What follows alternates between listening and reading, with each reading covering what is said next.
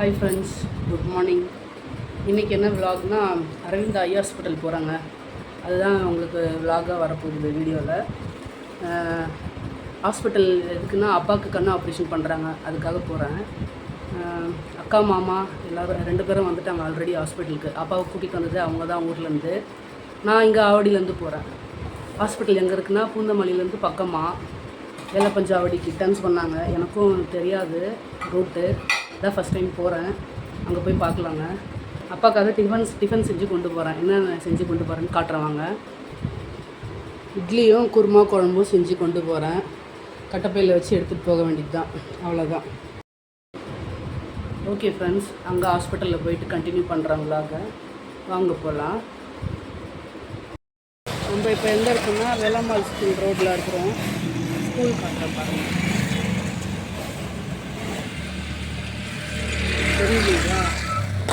தெரியுதான்னு தெரில. இந்த ஸ்கூலில் வந்து அட்மிஷன் போடுறதுக்காக ஆசைப்பட்டேன், கடைசியில் கிடைக்கல. ஹாஸ்பிட்டல் வந்து சேர்ந்துட்டேங்க. இதுதான் அந்த ரோடு, மெயின் ரோடு. நான் இந்த பக்கத்துலேருந்து வந்தேன். இந்த பக்கத்துலேருந்து வந்து லெஃப்ட்டில் திரும்பியிருக்கேன் ஹாஸ்பிட்டலுக்கு. அப்படியே ஸ்ட்ரைட்டாக போனீங்கன்னா பூந்தமல்லி, ரைட்டில் திரும்பினீங்கன்னா பூந்தமல்லி, லெஃப்ட்டில் போனால் போரூர், ஸ்ட்ரைட்டாக போனால் குன்றத்தூர் போய் சேரும் அந்த ரோடு. ஹாஸ்பிட்டல் வந்துட்டு இப்போ ஹாஸ்பிட்டல் உள்ளே போகலாம். பாதி வழியில் வரும்போதே மாமா ஃபோன் பண்ணார். அப்பா வந்து ஆப்ரேஷன் தியேட்டருக்கு கூப்பிட்டு போயிட்டாங்க அப்படின்னு சொல்லிட்டு ஃபோன் பண்ணார். நான் தான் வரத்துக்கு கொஞ்சம் லேட் ஆகிடுச்சுங்க. அவங்க உள்ளே போய் பார்க்கலாம்.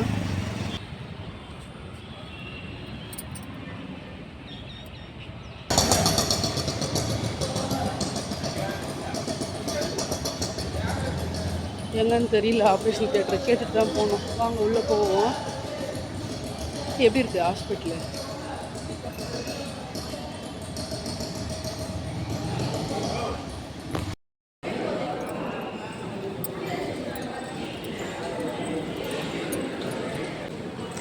சிஸ்டர், கண் ஆப்ரேஷன் நடக்கிற இடம் எங்கே?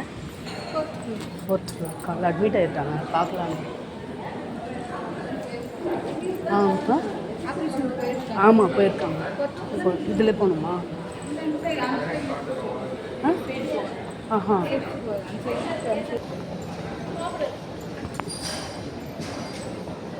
ஹாஸ்பிட்டல்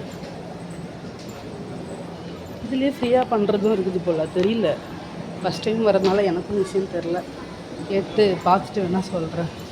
அக்கா மாமாவை பார்த்துட்டேங்க. அக்கா கூடயே நான் வெயிட்டிங் ஹாலில் வெயிட் பண்ணிகிட்டு இருந்தேன். அங்கே வந்து ஸ்க்ரீனில் டிஸ்பிளே பண்ணியிருந்தாங்க கண் ஆப்ரேஷன் வந்து எப்படி பண்ணுறாங்க அப்படிங்கிறத. ஏற்கனவே ஒரு பேஷண்ட்டுக்கு பண்ண ஆப்ரேஷனை வந்து வீடியோ எடுத்து அந்த வீடியோ ஃபுட்டேஜை போட்டு காமிச்சிட்டு இருந்தாங்க.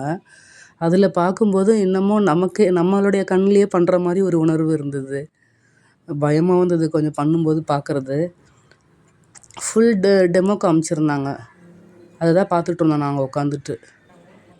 அதாவது இந்த ஆப்ரேஷன் பண்ணுறதுக்காக அப்பாவுக்கு ஏற்கனவே ரெண்டு டைம் இந்த ஹாஸ்பிட்டலுக்கு கூட்டிகிட்டு வந்திருக்காங்க அக்காவும் மாமாவும்.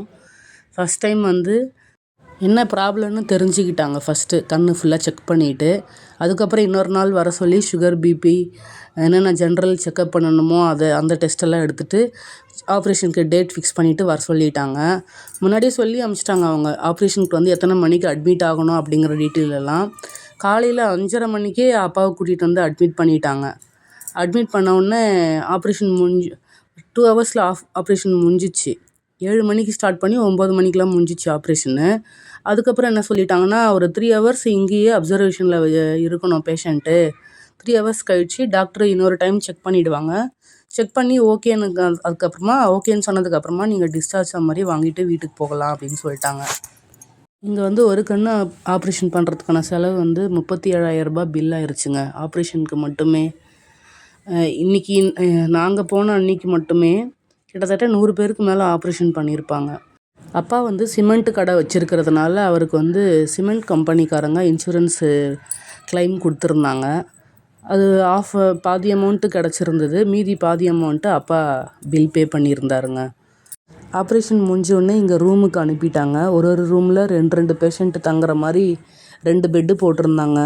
அதுதான் நீங்கள் இப்போ பார்க்குறீங்க. அக்கா உட்காந்துட்ருக்காங்க பாருங்கள் உள்ளே. அங்கே தான் அப்பா படுத்துட்ருக்காரு. பக்கத்தில் இன்னொரு பேஷண்ட் இருக்காங்க. 3 ஹவர்ஸ் தானே, ஸோ ஒன்றும் பிரச்சனை இல்லை. நம்ம 2-3 நாள் தங்குற மாதிரி இருந்தால் தான் நமக்கு ரூம் ப்ரைவசி வேணும். சத்தமாக பேச முடியல, சரிங்களா? வெளியே போய் அப்புறமா பேசுகிறேன். அது இந்த ஹாஸ்பிட்டலில் வந்துட்டு ஆப்ரேஷனுக்காக போகிறவங்களுக்கு டோக்கன் கொடுத்துட்றாங்க. அப்பா வந்து 15வது டோக்கனு.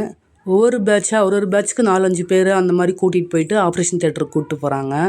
ஆப்ரேஷன் முடிஞ்சோடனே அவங்கவுங்க பேட்சாக கூட்டின்னு வந்து ரூமில் விட்டுறாங்க.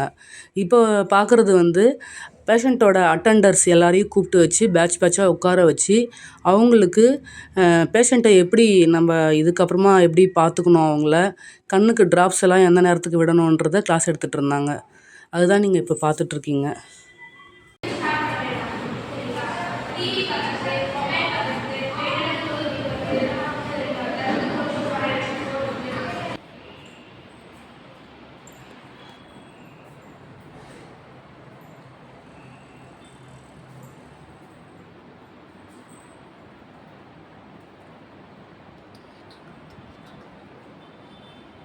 மத்தியானம் சாப்பாடு வாங்கலான்னு கேன்டீன் போயிருந்தேங்க.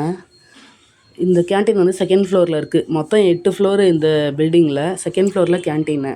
அப்பா சாம்பார் சாதம் கேட்டிருந்தாரு. சரின்னு சொல்லிட்டு போயிட்டு சாம்பார் சாதம் வாங்கிக்கிட்டு வந்தேன். கிரவுண்ட் ஃப்ளோர்லேயும் கூட கேன்டீன் இருக்குங்க. வந்து சாம்பார் சாதம் ஒரு சமோசா வாங்கிட்டு வந்தேன். சமோசா வேணான்ட்டார். சாம்பார் சாதம் மட்டும்தான் சாப்பிட்டாரு அப்பா. மென்று சாப்பிடக்கூடாதுங்க. கண் ஆப்ரேஷன் பண்ணவங்க சிக்கன், மட்டன், சப்பாத்தி, பரோட்டா அந்த மாதிரி கொஞ்சம் ஹார்டான ஐட்டம்ஸு, முறுக்கு இது மாதிரி ரொம்ப ஹார்டாக கடித்து சாப்பிட்ற மாதிரி எந்த ஐட்டம்ஸும் சாப்பிடக்கூடாது. சாப்பிட்டதுக்கப்புறமா டாக்டர் கூப்பிட்டாங்க செக்கப்புக்காக. ஆப்ரேஷன் பண்ணி 3 ஹவர்ஸ் முடிஞ்சிருச்சு. டாக்டர் இப்போ கூப்பிட்டு செக்கப் முடிச்சுட்டு டிஸ்சார்ஜ் சம்மரி கொடுத்துட்டாங்க. அதுக்கப்புறம் அப்பா காஃபி கேட்டார். சாயங்காலம் ஆயிடுச்சுங்க, மணி 4 மணி ஆயிடுச்சு. காஃபி கேட்டிருந்தாரு. மறுபடியும் கேன்டீன் போயிட்டு காஃபி, உருளைக்கிழங்கு போண்டா வாங்கிட்டு வந்திருந்தேன். இது அலுமினியம் ஃபாயில் கவரில் இருக்கிறது காஃபி, ப்ரௌன் கலரில் இருக்கிறது வந்து உருளைக்கிழங்கு போண்டா. உருளைக்கிழங்கு போண்டா வந்து சாஃப்டாக இருக்கும், மென்று சாப்பிட்றதுக்கு கொஞ்சம் நல்லாயிருக்கும்னு சொல்லிட்டு அதை வாங்கிட்டு போய் கொடுத்துருந்தேன். அவர் சாப்பிட்டுட்டு கிளம்பலான்னு சொல்லிட்டாரு. எப்படா அவருக்கு அது ஹாஸ்பிட்டல்லேருந்து வீட்டுக்கு போவோன்ற மாதிரி ஆயிடுச்சு. பேகெல்லாம் தூக்கிட்டு கிளம்பு, முதல்ல ரூமை விட்டு வெளில வான்னு கூட்டிகிட்டு வந்து வெளில உட்கார வச்சுட்டாரு கிரவுண்ட் ஃப்ளோரில். நீ வீடியோவில் வர சொன்னால் வரவே இல்லை, ஒரு பாயாவது சொல்லிடுக்கா கடைசியில். ஓகே சரி ஃப்ரெண்ட்ஸ், இப்போ பார்த்தீங்கன்னா சாயங்காலம் 6 மணி ஆயிடுச்சுங்க.